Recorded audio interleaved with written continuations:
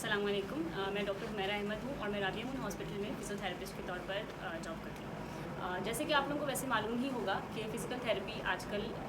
जोड़ों के, पटकों के और नसों के कितनी सारी बीमारियों में बहुत ज़्यादा कारआमद साबित हो रही है। आपको घुटने का मसला है, आपको कमर का दर्द है, आपको गर्दन का दर्द है, आपको आपके डॉक्टर ज़्यादातर यही रेकमेंड करते हैं कि आप लोग फिजियोथेरेपी जाकर करवाएँ और इसके बहुत ही मस्बत असरात जो है वो होते हैं। लेकिन मैं आपको अब ये भी बताऊंगी कि इन सारे मसलों के अलावा फ़िज़िकल थेरेपी और भी बहुत सारे शोबों के अंदर बहुत ज़्यादा अमेजिंग असरात वो करती है। जैसे कि ट्राइजेमिनल न्यूरैल्जिया, जैसे कि सीपी सेरेब्रल पाल्सी, जब आपके पैदाइशी तौर पर अगर आपके बच्चे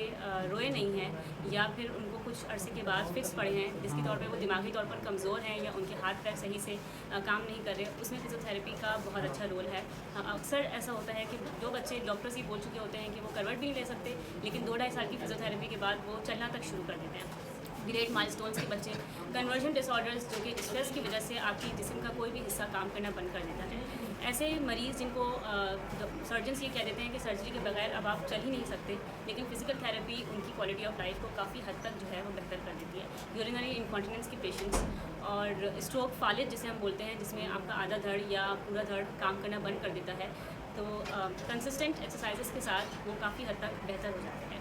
उसके अलावा रिहैबिलिटेशन वो चीज़ है कि एक कोई ऐसी चीज़ जो आप पहले आपकी कोई ऐसी एक्टिविटी जो आप कर पाते थे और उसके बाद किसी बीमारी या किसी एक्सीडेंट या किसी भी वजह से आप अपने जिस्म के उस हिस्से को इस्तेमाल नहीं कर पा रहे। रिहैबिलिटेशन का मतलब होता है कि हम आहिस्ता आहिस्ता आपकी उन्हीं एक्टिविटीज़ को दोबारा से स्टार्ट करते हैं और फिर एक टाइम पर आप बिल्कुल नॉर्मल वर्क करने लग जाते हैं। तो फिजिकल थेरेपी का कॉन्सेप्ट पहले बहुत सारे लोगों के अंदर कुछ नेगेटिव भी था, कुछ पॉजिटिव भी था, लेकिन अब आहिस्ता आहिस्ता अवेयरनेस आ भी रही है और आहिस्ता आहिस्ता और अवेयरनेस जो है वो हम लोगों ने इन्हांस भी करनी है, ताकि जो है वो ज़्यादातर पेशेंट्स जो सर्जरी की तरफ नहीं जाना चाहते या जिनको डर लगता है, क्योंकि ऑब्वियसली सर्जरी का भी बहुत रिस्क फैक्टर होता है, वो जो है वो इस कॉन्सेप्ट ऑफ ट्रीटमेंट से फैज़याब हो सकें। एंड हर साल 8 सितंबर को पूरी दुनिया में वर्ल्ड फिजियोथेरेपी डे मनाया जाता है। उस मुनासिबत से भी मैं आपको ये बताना चाहूँगी कि जैसे 1920 में पोलियो की बीमारी ने अचानक से बहुत ज़्यादा पेंडेमिकली असर किया था, तो उसमें